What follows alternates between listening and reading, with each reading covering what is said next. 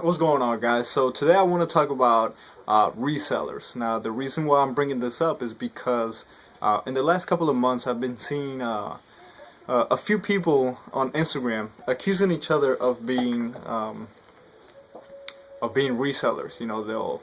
They and I think that's the new way to offend somebody today is, basically call them a reseller. You're only getting games because you want to resell them. And I started thinking about this, like, since how come resellers got such a bad reputation? And I started thinking about where I first heard it. And I remember one of the few places where I heard it first was at like the Game Chasers and Pat the NES Punk doing his flea market madness videos. And they would go around flea markets and they would encounter these vendors who would have really common games. For example, they would have regular Mario games for the NES, and they would have them at $15 or like sometimes even more than that each. And obviously, like anybody would, they would get mad. They would get mad when they see that, and they would be like, those damn resellers or reseller alert and stuff like that. So I think that's kind of where a lot of people started getting that hatred towards resellers. And like, it really sucks. It really sucks, especially me. I go to the flea markets. I sell at the flea market, and I see this stuff, and I really get mad when I see it. So I'm not saying that that it's like their fault for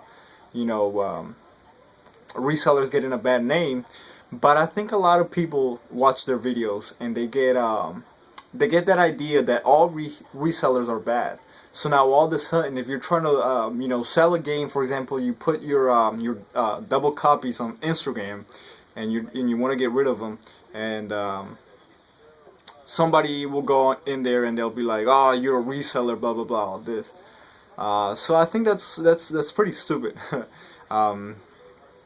Like I said before, and if you guys watch my channel, I am in a way a reseller because all this stuff that I get, if I already have it, I'm basically gonna put it on Craigslist and try to make a few bucks so I can buy more stuff that goes back into my collection. It's collecting 101. If you want to make if you want to grow your collection without destroying your bank or your wallet, you're gonna have to resell stuff. That's just the way it is. If you just spend money, sooner or later, you're not gonna run out of money, but you're gonna be you're gonna be in trouble, because that's all you do is just spend money. I think that to be able to do smart collecting, you gotta be able to sell what you don't need in order to get your money back, and then probably a little bit more so you can buy more stuff for your collection. That's just the way it is. Look at any of the big collectors on YouTube. I'm gonna give you an example. CJR. How do you think he has that big old collection in his basement? It's not because he just buys and buys and buys. It's because obviously he's reselling stuff. So I think people really need to start, realizing that reselling is really not that bad. The way that I resell, I don't use eBay, but I do use Craigslist. So I take, for example, I'll take an NES, and I'll sell it for $25, which is way cheaper than if you're gonna get it on eBay. And I usually try to take like like $10 off. Probably like 25-30% off, something like that. So people will buy it faster from me, and you know, they get a good deal, and I get some money that I can put back into my collection. So that's just the way game hunting goes. You know, it's crazy how many people I've seen on Instagram, you know, like be like, oh, you're such a reseller, you know, like crying and shit like that. I'm like, seriously, you know.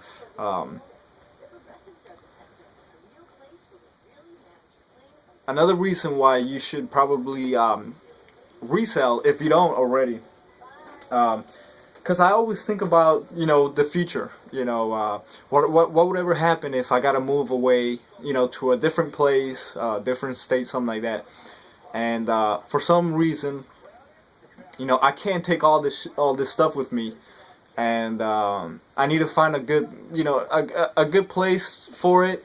And if I have to sell it, you know, I have to be able to at least get my money back that I spent on it.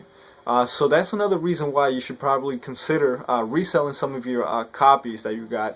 Or I'm gonna give you an example. Like, you know, if everything you see in the back, if I would just buy and buy and buy and buy and just waste all my money, by the time I have to sell all this, if I ever do, I most likely I'm not gonna be able to get that same money that I, you know, put in. I'm probably not gonna be able to get back. So by constantly putting money back into your collection, eventually your collection is gonna be free.